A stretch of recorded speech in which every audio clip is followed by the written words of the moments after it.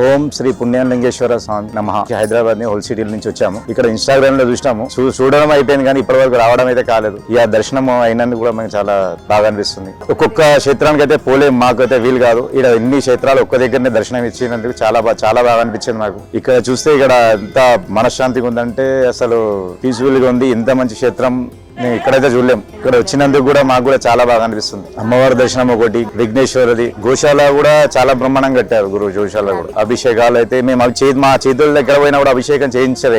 ఇక్కడ మా చేతులతో ప్రతి ఒక్క లింగేశ్వర అభిషేకం చేయడం జరిగింది. చాలా బాగా అనిపించింది మాకు ఈ క్షేత్రం చూడడం కూడా మేము చాలా మందికి చెప్తాం. ఇది ఆ గురువుతో మాట్లాడాక అయితే ఇంకా చాలా ఇది అనిపించింది. ఎట్లా అంటే అసలు తెలియని విషయాలు కూడా చాలా చెప్పింది మాకు. పుణ్యక్షేత్రంకి వచ్చినందుకు చాలా బాగా అనిపించింది.